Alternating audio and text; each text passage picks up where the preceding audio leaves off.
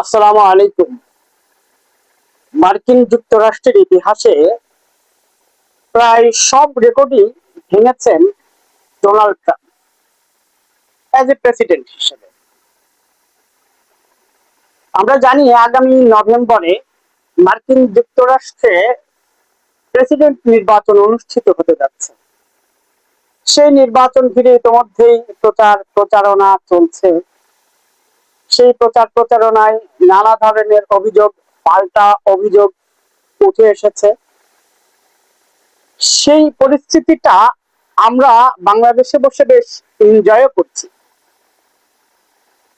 আসলে বাংলাদেশ এই প্রান্তে, পৃথিবীর ওই প্রান্তে আমেরিকা, কিন্তু তারপরও আমরা এনজয় করি। এই যে রেকর্ড গড়া এবং রেকর্ড ভাঙার যে ডোনাল্ড ট্রাম্প, তাকে নিয়ে আলোচনা করব।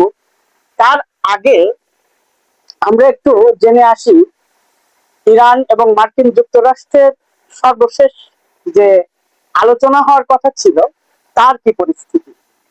পরিস্থিতি তাই হলো যা আমরা আশঙ্কা করেছিলাম, যা ভেবেছিলাম।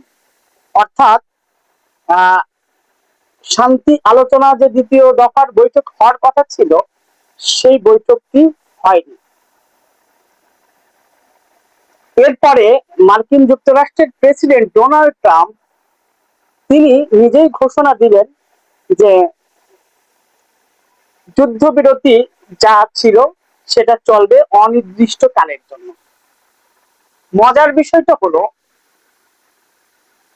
যে কথা বলা হয়েছিল, অর্থাৎ হরমুজ প্রণালী খুলে দিলে মার্কিন যুক্তরাষ্ট্র নৌ অবরোধ তুলে নেবে, কিন্তু সেই অবরোধ এখনো পর্যন্ত বহাল রেখে তিনি যুদ্ধবিরতির ঘোষণা দিলেন, অর্থাৎ লম্বা করলেন।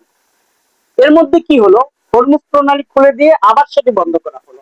পক্ষান্তরে আমরা দেখলাম যে ইরানি একটি জাহাজ জলদস্যুদের মতো সেটি ছিনতাই করা হলো। হয়তো ধারণা করেছিল যে জাহাজটি আটকে রেখে হয়তো ইরানকে আলোচনার টেবিলে আনা যাবে, কিন্তু সেটা সম্ভব না। তেহরান স্পষ্ট করে জানিয়ে দিয়েছে যে অবরোধ তুলে না নেওয়ার আগে, অবরোধ তুলে না নেওয়া পর্যন্ত তেহরান কোনো আলোচনায় বসবে না। এটা বরাবরই তেহরানের পক্ষ থেকে বলা হচ্ছে। এছাড়া মার্কিন যুক্তরাষ্ট্রের পক্ষ থেকে একটি গুরুত্বপূর্ণ শর্ত আরোপ করা হয়েছে, সেটি হলো এই যে ইরানের সমৃদ্ধকরণ যে ইউরেনিয়াম রয়েছে সেটি মার্কিন যুক্তরাষ্ট্রের কাছে হস্তান্তর করতে হবে। কিন্তু ইরান বরাবরই সেটি অস্বীকার করে এসেছে, যেটি কোনোভাবেই সম্ভব না। বিশেষ করে ইরানের পার্লামেন্টারিয়ান স্পিকার তিনি একটি গুরুত্বপূর্ণ কথা বলেছেন যে আলোচনার টেবিলে বসা মানে মার্কিন যুক্তরাষ্ট্রের নতি স্বীকার করা। এবং ইরান এর আগে আরো একটি গুরুত্বপূর্ণ তথ্য মানে প্রকাশ করেছে, সেটি হলো তারা পূর্ণদমে যুদ্ধের প্রস্তুতি নিচ্ছে। অপরদিকে মার্কিন যুক্তরাষ্ট্র কিন্তু হুমকি ধামকি দিয়ে আসছে, অর্থাৎ যদি ইরান আলোচনার টেবিলে না বসে তাহলে ভয়াবহ পরিস্থিতি হবে। এ ধরনের ঘোষণা মার্কিন যুক্তরাষ্ট্রের পক্ষ থেকে নতুন না। ডোনাল্ড ট্রাম্প এ ধরনের হুমকি আগাগোড়ায় দিয়ে আসছেন। হ্যাঁ, তাতে কি ক্ষয়ক্ষতি হয়নি? হয়েছে তো। ইরানের সর্বোচ্চ নেতা আয়াতুল্লাহ আলী খমেনিকে হত্যা করা হয়েছে, অনেকগুলো সামরিক কর্মকর্তাকে, সামনের সারির অনেক নেতাকে, নারী শিশু সহ অনেক মানুষকে হত্যা করা হয়েছে। মানে এক ধরনের বিধ্বস্ত অবস্থা করে ফেলেছে ইরানের, কিন্তু ইরান তাতেও দমে যায়নি। ইরান তাতে সারেন্ডার করেনি, বরঞ্চ ইরান আরো মানে ক্ষিপ্র হয়ে উঠেছে। সুতরাং হুমকি ধামকি দিয়ে ইরানকে আলোচনার টেবিলে আনা যাবে, এটা এক ধরনের পাগলামো ছাড়া আর কিছুই মনে হচ্ছে না। পাশাপাশি আমরা জানি যে পাকিস্তান এই আলোচনা চালানোর মানে সফল করার জন্য, যুদ্ধবিরতিটাকে কার্যকর করার জন্য খুবই পরিশ্রম করছে, প্রচেষ্টা চালিয়ে যাচ্ছে। কূটনৈতিক সফলতা ব্যর্থতা এখনই আমরা বলতে পারছি না, তবে পাকিস্তানের জায়গা থেকে পাকিস্তান চেষ্টাটা চালিয়ে যাচ্ছে। এবং সাম্প্রতিক সময়ে গত পরশুদিন সম্ভবত আহ পাকিস্তান মার্কিন যুক্তরাষ্ট্রের উদ্দেশ্যে একটি সতর্ক বার্তা দিয়েছে, বিশেষ করে ডোনাল্ড ট্রাম্পকে উদ্দেশ্য করে, তিনি যেন কোনো উস্কানিমূলক কথা না বলেন বা এমন কোনো কথা না বলেন যেটা নেতিবাচক প্রভাব ফেলে এই আলোচনায়। এ ধরনের একটি বার্তা পাকিস্তানের পক্ষ থেকে দেওয়া হয়েছে। পাশাপাশি এই ইরান যুদ্ধকে কেন্দ্র করে আমেরিকার ইতিহাসে এরকম কি আগে কখনো হয়েছে বলে আমার জানা নেই। মানে মার্কিন যুক্তরাষ্ট্রের ভেতরে যে একটা বড় ধরনের সংকট তৈরি হয়েছে সেটি বোঝাই যাচ্ছে। বিশেষ করে এই যে মানে এই পাকিস্তানের যে আলোচনাটা, এই আলোচনাকে কেন্দ্র করে অনেক সংকট তৈরি হয়েছে। ভাইস প্রেসিডেন্ট যে ডিফেন্স এই আলোচনায় আসছেন কি আসছেন না, এটা নিয়ে নানা নাটকীয়তা আমরা দেখতে পেলাম। স্টেট ডিপার্টমেন্ট একরকম বলেছে, ডোনাল্ড ট্রাম্প একরকম বলেছে, মানে একটা হজাবরল অবস্থা আমরা দেখলাম। পাশাপাশি আমরা জানি ইরান যুদ্ধকে কেন্দ্র করে মার্কিন যুক্তরাষ্ট্রের সেনাপ্রধান তিনি পদত্যাগ করেছিলেন বা তাকে পদত্যাগ করতে বাধ্য করা হয়েছিল। যাই হোক না কেন, এছাড়াও যুক্তরাষ্ট্রের সেনাবাহিনীর মধ্যে মার্কিন সেনাবাহিনীর মধ্যে যে একটা অস্থিরতা বিরাজ করছে, সেনাবাহিনীর মধ্যে মানে তারা যে বারে গিয়ে যে ধরনের তথ্য প্রকাশ করে এসেছে এবং একটা বারের মহিলা কর্মী যেটা প্রকাশ করেছিলেন, মানে এই বিষয়গুলো কিন্তু বোঝা যাচ্ছে যে মার্কিন যুক্তরাষ্ট্রের ভেতরে একটা অস্থিরতা বিরাজ করছে, যা হয়তো বা যুক্তরাষ্ট্রের ইতিহাসে এর আগে কখনো হয়নি, সেটি হচ্ছে। অর্থাৎ একদিকে মার্কিন যুক্তরাষ্ট্রের ভেতরে এই ইরান যুদ্ধ নিয়ে একটা অস্থিরতা তৈরি হয়েছে, পাশাপাশি বিশ্বব্যাপী কিন্তু একটা অস্থিরতা তৈরি হয়েছে। সেটা দেখেন, এর আগেও বলেছি যে যুদ্ধ বিরতি যদি কার্যকর না হয় অথবা যদি কোনো কারণে যুদ্ধ লম্বা হয় তাহলে বিশ্বের পরিস্থিতি খারাপ হবে, আসলেই হবে। ইতিমধ্যে অনেক দেশের নেতিবাচক প্রভাব পড়েছে, বাংলাদেশ তো বটেই, পাশাপাশি অনেক দেশে এরকম অবস্থা তৈরি হয়েছে। হয়তো আগামী দিনে পেট্রো ডলারের আধিপত্য কমে আসবে, এরকম নানা ধরনের সংকট দেখা দেবে, যেটা শুধু মার্কিন যুক্তরাষ্ট্রের জন্য না, গোটা মধ্যপ্রাচ্যের জন্য না, ইরানের জন্য না, ইসরায়েলের জন্য না, ইউরোপের দেশগুলোর জন্য না, গোটা দুনিয়ার জন্য একটি দুঃসংবাদ নেমে আসতে পারে, এটি শুরু থেকেই বলে এসেছি। সুতরাং এই যে ব্যক্তিটি ডোনাল্ড ট্রাম্প আসলে বলেন, সেই জর্জ ওয়াশিংটন থেকে এই ডোনাল্ড ট্রাম্প পর্যন্ত আমেরিকার ইতিহাসে কোন প্রেসিডেন্ট এরকম ভদ্রলোক বলতে পারি আমরা, যাদের হাত, যাদের মস্তিষ্ক মানে রঙিন হয়নি মুসলমানদের রক্তে বা অন্য কোনো দেশকে আক্রান্ত না করে, এরকম একজন প্রেসিডেন্ট তো কি আছে? আমার জানা নেই। সেটা বলছি, হয় সরাসরি যুদ্ধ, না হয় পলিটিক্স করে, না হয় মানে এই যে যেমন মাদুরোকে তুলে নিয়ে গেল, এই যে এরকম কোনো না কোনো একটা সংকট ছাড়া কোনো প্রেসিডেন্টের ইতিহাস আছে বলে আমার জানা নাই। এই যে এখন মার্কিন যুক্তরাষ্ট্রের যে নির্বাচন হবে, অর্থাৎ প্রেসিডেন্ট নির্বাচন হবে, সেই নির্বাচনকে কেন্দ্র করে এখন বেশ আলোচনা সমালোচনা চলছে আমাদের বাংলাদেশে বিভিন্ন জায়গায়। এর মধ্যে একটি গুরুত্বপূর্ণ কথা দেখলাম, আমি কেন বলছি আমি বলবো, পরে বলবো। কথাগুলো আসলে প্রাসঙ্গিক, এই জন্য বলছি। আমি শুনলাম কয়েকটা জায়গা থেকে, মানে হাসির কথা, তারপরও মানে এটা বিশ্বাস অবিশ্বাস না, মানে এ ধরনের আলোচনাও হচ্ছে, এই জন্য বলছি। সেটি হচ্ছে যে অনেকে বলছেন যে অ্যাপস্টাইন কেলেঙ্কারি ঢাকার জন্য হয়তো বা ডোনাল্ড ট্রাম্পকে কোনো ফাঁদে ফেলেছে নেতানিয়াহু। ইরানের সঙ্গে যুদ্ধে জড়িয়ে ফেলাটা অবশ্যই একটি ফাঁদ, কিন্তু অ্যাপস্টাইন কেলেঙ্কারির মতো কেলেঙ্কারিতে জড়িয়ে ফেলে একটা ফাঁদ তৈরি হবে ডোনাল্ড ট্রাম্পের জন্য, সেটি মনে হয় খুব দুর্বল চিন্তা ভাবনা। কেননা আমরা জানি মার্কিন যুক্তরাষ্ট্রের প্রেসিডেন্ট নির্বাচনটা অনেক সেন্সিটিভ। সে দেশে সাধারণ মানুষ যেন কেন যে প্রেসিডেন্ট হবেন তার অনেক কিছু, তার অনেক মানদণ্ড দেখে শুনে বুঝে যুক্তরাষ্ট্রের নাগরিকরা সিদ্ধান্ত নেয়।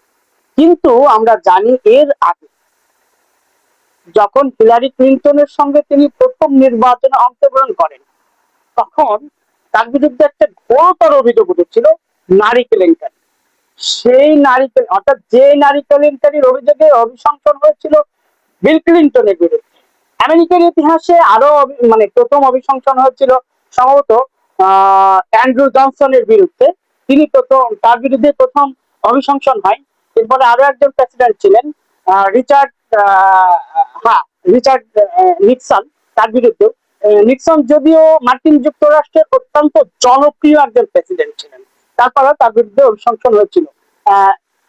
তার বিরুদ্ধে অভিযোগটা ছিল হচ্ছে একটা কেলেঙ্কারি উঠেছিল, গুরুতর অভিযোগ উঠেছিল যে তিনি বিরোধী দলের অফিসে আড়ি পেতেছেন, অর্থাৎ কেউ আড়ি পেতেছিল, তাদেরকে গ্রেপ্তারের পরে নিক্সনের বিরুদ্ধে যে তিনি পেছন থেকে কলকাঠি নাড়িয়েছেন, এরকম একটি অভিযোগ আসার কারণে তার বিরুদ্ধে অভিশংসনের একটা প্রক্রিয়া শুরু হয়েছিল। কিন্তু তার আগে তিনি পদত্যাগ করেছিলেন, অর্থাৎ সংশোধনের শিকার তিনি হননি, তার আগে তিনি পদত্যাগ করেছিলেন। এবং এই সেই ডোনাল্ড ট্রাম্প যার বিরুদ্ধে এর আগে দুইবার অভিশংসন হয়েছে। এটাও একটা রেকর্ড। বলছি, আরো রেকর্ডের কথা বলছি। তো ওই যে বললাম যে মার্কিন যুক্তরাষ্ট্রের প্রেসিডেন্টের ক্ষেত্রে অনেক মানদণ্ড দেখা হয়, অথচ এই ডোনাল্ড ট্রাম্প যখন প্রেসিডেন্ট হন নাই, নির্বাচনের আগেই তার বিরুদ্ধে ঘোরতর অভিযোগ উঠল নারী কেলেঙ্কারি। অথচ তারপরেও তিনি তখন কিন্তু একটা বিষয় উঠে এসেছিল যে ডোনাল্ড ট্রাম্প পরাজিত হবেন, এবং ফলাফল অনেকটাই এরকম হয়ে গিয়েছিল যে ডোনাল্ড ট্রাম্প সম্ভবত পরাজিত হচ্ছেন, হিলারি ক্লিন্টন এগিয়েছিলেন এবং তিনি জয়ী হবেন, এরকমটাই ধরে নিয়েছিল বিশ্ববাসী। এবং সেটা যদি হিলারি ক্লিন্টন কোনো কারণে বিজয়ী হতেন, তাহলে আমেরিকার ইতিহাসে আরেকটা রেকর্ড ভাঙতো বা আরেকটা রেকর্ড গড়ত। সেটা হলো নারী প্রেসিডেন্ট হতো প্রথম। সেটি হয়নি। কিন্তু উপরন্তু আমরা দেখলাম যে ডোনাল্ড ট্রাম্প বিজয়ী হলো। তাহলে ডোনাল্ড ট্রাম্পের বিরুদ্ধে এরকম ঘোরতর অভিযোগ আসার পরও মার্কিন যুক্তরাষ্ট্রের নাগরিকরা কেন তাকেই নির্বাচিত করলো? এটা একটা প্রশ্ন। এই প্রশ্নের উত্তরে যাচ্ছি। তাহলে মার্কিন যুক্তরাষ্ট্রের নির্বাচন তো আমাদের দেশের নির্বাচনের মতো না, নিশ্চয়ই না যে মেকানিজম হয়, ইলেকশন ইঞ্জিনিয়ারিং হয়, ভোট কারচুপি হয়, তা তো হয় না। অন্তত গণতান্ত্রিক চর্চায় খুবই উন্নতর গণতান্ত্রিক চর্চা হয় মার্কিন যুক্তরাষ্ট্রে, এটাকে অস্বীকার করার সুযোগ নেই। তাদের নিয়ে আলোচনা সমালোচনা, তাদেরকে ভর্ৎসনা অনেক কিছুই করতে পারি আমরা, কিন্তু নির্বাচনের ক্ষেত্রে এই ধরনের কারচুপি বা এই ধরনের ঘটনা মার্কিন যুক্তরাষ্ট্রে ঘটে না, আমরা এটা জানি। অর্থাৎ উন্নত গণতান্ত্রিক চর্চা সে দেশে হয়ে থাকে। তারপরেও মার্কিন যুক্তরাষ্ট্রের প্রেসিডেন্ট হিসেবে ডোনাল্ড ট্রাম্প নির্বাচিত হওয়া এটাও একটি রেকর্ড। কেননা ওই যে বললাম একটা অভিযোগ ছিল, ঘোরতর অভিযোগ থাকার পরও তিনি নির্বাচিত হয়েছিলেন। এটি একটি গুরুত্বপূর্ণ রেকর্ড। ভাঙলো, সেই রেকর্ড একদিকে ভাঙলো আর একদিকে গড়লো। অথচ সেই একই অভিযোগে অভিযুক্ত হয়ে বিল ক্লিন্টনের বিরুদ্ধে যখন এই অভিযোগ আসে, তখন তার বিরুদ্ধে অভিশংসন হয়েছিল। অথচ সেই ব্যক্তি নির্বাচনের আগে এ ধরনের অভিযুক্ত ব্যক্তি প্রেসিডেন্ট নির্বাচনে বিজয়ী হয়ে প্রেসিডেন্ট হলেন। এটা একটা রেকর্ড। আরো আছে, আরো বলছি, ডোনাল্ড ট্রাম্প তিনি মার্কিন প্রেসিডেন্ট হওয়ার পরে যেভাবে পররাষ্ট্রনীতি পরিবর্তন করেছেন, বা তার আগের প্রেসিডেন্টের যে বিষয়গুলো তিনি যেভাবে পরিবর্তন করেছেন, এই যে কিছু বিষয় নিয়ে তিনি যে সিদ্ধান্তগুলো যে তিনি নিয়েছেন এককভাবে, এটাও খুব খুব কঠিন একটা বিষয় মার্কিন যুক্তরাষ্ট্রের জন্য। সেই রেকর্ডটাও তিনি ভেঙেছিলেন। রেকর্ড আরো আছে, বলছি। সেটি হলো এই যে অ্যাপস্টাইন কেলেঙ্কারির কথা বলছি আমরা। আচ্ছা, যে ব্যক্তিটা শপিং মলের ভিতরে ধর্ষণ করে, সেই ব্যক্তির কাছে অ্যাপস্টাইন কেলেঙ্কারিটা খুব বড় কোনো বিষয় কি? ভাই এই অভিযোগটা যখন আমি অবাক হয়েছি, তখন যখন ভারতের প্রধানমন্ত্রী নরেন্দ্র মোদীর নাম ওই তালিকায় এসেছে, তখন বরঞ্চ একটু মানে একটু অবাক হওয়ার মতো মনে হয়েছে আমার কাছে। কেননা দেখেন, ভারত হলো অত্যন্ত সাম্প্রদায়িক একটি রাষ্ট্র। সেখানে ধর্মকর্ম মানে ধর্মপরায়ণ মানুষ, তারা মানে এতদিন মোদী বেচারাটা বিয়েও করেছিলেন, সংসার করলেন না, অথচ তার চারপাশের নারীরা নিরাপদ না তার থেকে। এটা একটা মানে অবাক করার বিষয়, কিন্তু ডোনাল্ড ট্রাম্পের জন্য এটি মোটেও অবাক করার বিষয় না। অর্থাৎ অ্যাপেস্টিন কেলেঙ্কারিটাই বড় ফ্যাক্ট না। তার বিরুদ্ধে দুইবার অভিশংসন হয়েছে। শুধু কি তাই, আরো একটা রেকর্ডের কথা বলি, আপনাদের নিশ্চয়ই মনে আছে, সে যখন দ্বিতীয় মেয়াদে নির্বাচন করবে, অর্থাৎ বাইডেনের সঙ্গে, জো বাইডেনের সঙ্গে, তিনি পরাজিত হওয়ার পরে হোয়াইট হাউস ছাড়তে চাননি। শুধু তাই না, মনে আছে নিশ্চয়ই আপনাদের, আমি তো তখন ভেবেছিলাম মনে হয় বাংলাদেশ থেকে তারা শিক্ষা নিয়েছে এবং এটা মনে হয় বাংলাদেশ রপ্তানি করেছে কিনা। সেটা হলো, আমরা জানি যে নির্বাচনের আগে পরে বাংলাদেশে রামদা চান্দা চাইনিজ কোরল ফুড হক স্টিক এইসব নিয়ে মহড়া দেওয়া হয় রাস্তায় রাস্তায়, রাজপথে, পাড়া মহল্লায়। এ ধরনের কিন্তু ঘটনা ঘটে বাংলাদেশে, কিন্তু মার্কিন যুক্তরাষ্ট্রে ডোনাল্ড ট্রাম্প তাই করেছেন। সরাসরি আর্মস নিয়ে যে মহড়া দিয়েছে তার মানে সমর্থকরা, কর্মীরা, এটা মার্কিন যুক্তরাষ্ট্রের ইতিহাসে আর কখনো হয়নি। সেই রেকর্ডটা ডোনাল্ড ট্রাম্পের, তার এই রেকর্ড।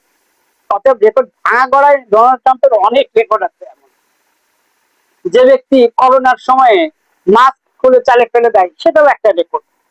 রেকর্ড বলতে গেলে অনেক রেকর্ড বলা যাবে। তাহলে সেই ব্যক্তিকে অ্যাপেস্টাইন যে ফাঁদ, সেইটা কি খুব একটা গুরুত্বপূর্ণ বলে আমার কাছে মনে হয় না। আমরা কেন বলছি এই কথাটা দেখেন, সেটি হলো আজকের যে মার্কিন আধিপত্য বিশ্বব্যাপী, সেই আধিপত্যটার গোড়াপত্তন হয়েছে ইহুদিদের হাত ধরে। জি, ইহুদিদের হাত ধরে। সেটা কেমন, 1939 সালে যখন অ্যাডলফ হিটলার ইহুদি নিধন চালাচ্ছিল, ইহুদিদের হত্যা করছিল, ইহুদি নিধন করছিল, তখন জার্মানি থেকে পালিয়ে এসেছিল না আইনস্টাইন। এই আইনস্টাইন রুজভেল্টকে একটা চিঠি লিখেছিলেন আমেরিকার প্রেসিডেন্ট। এই রুজভেল্টকে চিঠি লেখার পরে রুজভেল্টের সঙ্গে তার সাক্ষাৎ হয়েছিল এবং তিনি প্রথম রুজভেল্টকে বলেছিলেন জার্মান এমন একটা বোমা আবিষ্কার করতে যাচ্ছে যে বোমা নিক্ষেপ করলে একসঙ্গে লাখ লাখ মানুষ মারা যাবে। রুজভেল্ট তখন বলেছিলেন জার্মানির আগে যে কোনো মূল্যে আমাকে ওই বোমা তৈরি করতে হবে, এনিহাউ। খুব মজার এই ঘটনাটা, বেশ মজার, মর্মান্তিক আবার মজার। সেটা কেমন আমি বলছি, তখন যদিও সূত্রটা আইনস্টাইনের, তখন কিন্তু পরমাণু অস্ত্র তৈরি করার জন্য যে বিজ্ঞানী নেতৃত্ব দিয়েছিলেন তার নাম হলো রবার্ট ওপেনহাইমার। পৃথিবীতে রবার্ট ওপেনহাইমারের মতো বিজ্ঞানী যুগে যুগে জন্মগ্রহণ করেন, করবে কিনা তাও জানি না। কেননা তিনি এমন একজন বিজ্ঞানী ছিলেন যার বিজ্ঞানের 5টা ডিপার্টমেন্টে সমান দক্ষতা ছিল, এমন একজন ব্যক্তি ছিলেন, যে কারণে তাকে নির্বাচন করা হয়েছিল। এবং আমরা জানি যে মার্কিন যুক্তরাষ্ট্র অ্যাটম বোমা পৃথিবীতে প্রথম, তারা এই পারমাণবিক অস্ত্র তৈরি করে। এরপরে 1945 সালের জুলাই, সম্ভবত হ্যাঁ জুলাইয়ে তারা সফল পরীক্ষাও চালায়। এরপরে আগস্টে আমরা জানি হিরোশিমা নাগাসাকিতে সেটা নিক্ষেপ করেছিল, তার ভয়াবহতা তো আমরা জানি। সে যাই হোক না কেন, আবার এই পরমাণু অস্ত্র নিয়ন্ত্রণের জন্য, অর্থাৎ এটা যাতে মানে এভাবে চাইলেই যাতে কেউ তৈরি করতে না পারে এবং ব্যবহার করতে না পারে, অর্থাৎ ব্যবহারটা যাতে মানে নিয়ন্ত্রণে থাকে, সেজন্য আইনস্টাইন আবার রুজভেল্টকে একটা অনুরোধ করে চিঠি লিখেছিলেন। সেই ইতিহাসটা পরে বলবো, বা এটা আপনারা জানেন। কেন বলছি যে ইহুদিদের সাথে আজকের যে মার্কিন যুক্তরাষ্ট্রের আধিপত্যবাদ, তাহলে এই পরিস্থিতিতে তো নাও আসতে পারত। ঘটনাটা তো এরকম নাও করতে পারত যদি